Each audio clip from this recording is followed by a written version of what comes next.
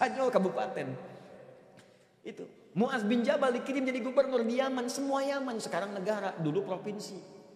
Nah, bayangkan.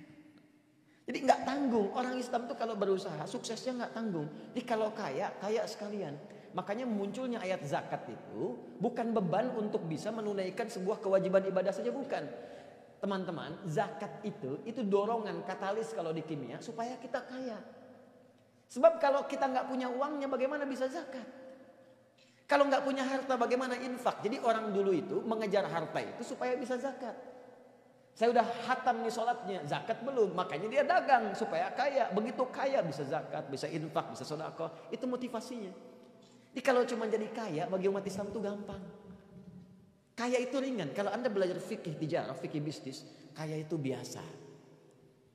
Dan gak ada yang bangga dengan kekayaan karena udah biasa kaya itu di Islam. Yang gak biasa itu bagaimana mengelola kekayaan. Itu poinnya. Kalau pintar gak nanggung.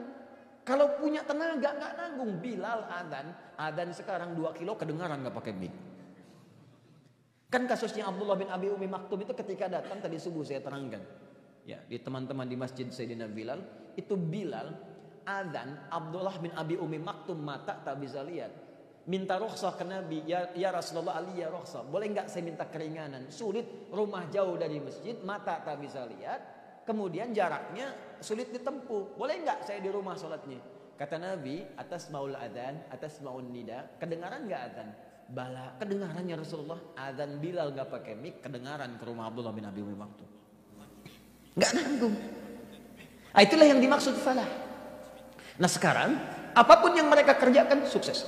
Ali ilmu kuat, harta sedikit. Tapi tahukah Anda, kalau Anda main ke Turki, nanti main ke Istanbul, masuk ke museum Topkapı, di Topkapı, lurus, bayar tiket 35 lira. Setelah itu lurus terus, sekarang pindah agak ke belakang sebelah kiri, itu akan Anda temukan museum tentang kehidupan Nabi dan keluarga serta sahabatnya. Di situ sesederhananya keluarga Ali bin Abi Thalib masih ditemukan pakaian Sayyidah Fatimah sampai sekarang. Udah bayangkan? Semua orang Islam itu bahagia sukses apapun pekerjaannya. Nah sekarang apa syarat untuk mendapatkan itu? Kembali, jemputlah hudan, jemputlah hidayah Allah subhanahu wa ta'ala.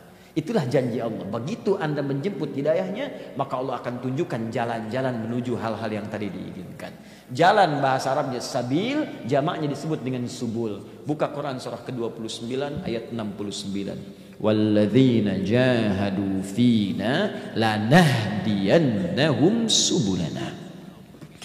Orang-orang yang serius menjemput hidayah kami, kata Allah, maka kami akan tunjukkan jalan-jalan kesuksesan dan kebahagiaan menuju ridha yang telah kami tetapkan. Nah sekarang, bagaimana cara kita menjemput hidayah itu? Itulah sisa bahasan yang coba kita uraikan pada kesempatan kali ini. Jadi tadi muqaddimah, sekarang intinya. Baik, ada 2 secara umum petunjuk dalam Al-Quran bagaimana kita bisa meraih hidayah Allah.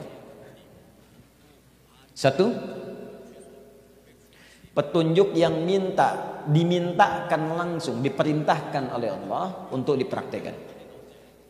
Bahkan saking pentingnya petunjuk ini, hidayah ini, dipaksa oleh Allah jadi wajib.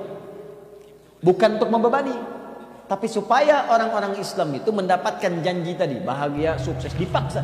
Sebab kalau nggak dipaksa, saking sayangnya Allah, dikhawatirkan orang ini nggak bahagia hidupnya, dikhawatirkan nggak sukses. Karena itu sifatnya dipaksa, bukan karena pemaksaan wajibnya, tapi dipaksa untuk mendapatkan kebahagiaan dan kesuksesan. Saking sayangnya Allah kepadanya.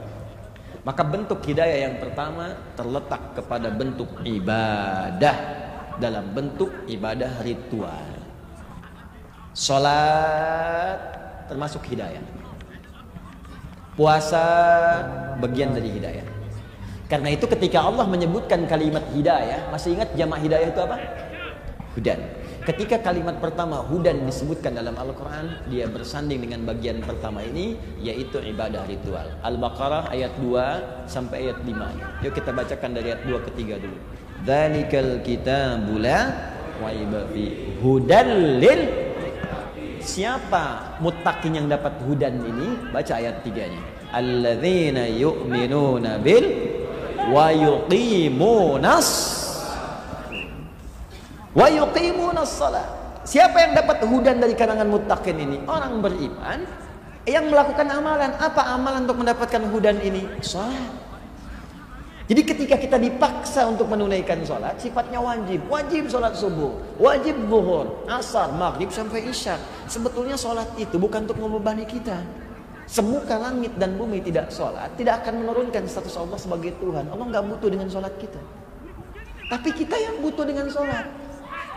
Karena itu ketika Anda bertanya, kenapa saya mesti sholat? Langsung diperdengarkan oleh Allah supaya kedengaran oleh kita. Maka suara muadzin itu, dia adzan. Apa artinya adzan? Panggilan. Baik. Adzan artinya panggilan. Sebetulnya dasar kata adzan itu seakar dengan kata udhun salah satunya. Jamaahnya adzan, artinya telinga. Kenapa disebut adzan? Karena ini adzan, lafaz satu-satunya yang selalu akan sampai ke telinga orang yang masih punya pendengaran. Dan saya sudah riset kecil-kecilan, ini cuman kalimat adzan yang di muka bumi ini tidak pernah berhenti setiap detik. Nggak percaya silakan. Ini membuktikan kebenaran Islam. Jadi kalau Anda bertanya tentang kebenaran Islam, apa salah satu mukjizatnya, kebenarannya, diantaranya banyak nampak sekarang, salah satunya adzan. Silahkan cari di keyakinan manapun, kepercayaan manapun, di tempat manapun. Tidak pernah ada satu kalimat panggilan ibadah yang tidak berhenti selama 24 jam kecuali adzan. Dulu kami tinggal dengan Ustaz Syihab Al-Hafidh di Libya. Di kalau Mesir selesai adzan, Libya adzan. Libya selesai, Tunisia adzan. Tunisia selesai, Maroko adzan. Maroko selesai, Aljazair adzan. Terus nyebrang sedikit Spanyol, ke Italia, ke Prancis sana. Ternyata 24 jam gak selesai. Makanya kalau Anda lihat jadwal adzan, itu kan setiap kota beda-beda kan? Beda 5 menit, beda 2 menit, beda semenit. Itu berputar terus supaya nggak berhenti suaranya. Ingat, ketika seorang muadzin mengumandangkan adzan, lalu dia panggil, lihat sini, hayya 'alas shalah, ayo salat. Apakah lafadznya berhenti sampai di situ? Tidak. Orang bertanya, kenapa kami mesti salat? Dijawab dengan kalimat setelah itu, hayya 'alal falah. Masih ingat tadi? Bukankah falah itu kesuksesan dan kebahagiaan? Makanya langsung dijawab, hayya 'alas shalah, ayo salat. Kita bertanya, kenapa salat? Kata Allah lewat suara muadzin, kamu kan pengen sukses. Kamu ingin bahagia, aku yang punya kesuksesan kata Allah. Aku yang punya kebahagiaan. Aku yang punya semua harta, karena itu aku disebut dengan Razzaq. Aku yang punya semua ilmu, karena itu disebut aku dengan Alim. Aku yang punya solusi, karena itu aku disebut dengan Al-Fattah. Aku yang punya semuanya. Karena itulah aku Allah Rabbul Alamin, kata Allah. Datang padaku minta. Datang lewat sholat, aku kasih kebahagiaan dan kesuksesan. Karena itu ketika kita sholat, itu semua bacaan kita permintaan. Saya kasih contoh, gak usah jauh-jauh. Barusan kita sholat, duduk di antara 2 sujud. Minta apa saja? Rabbil war waj war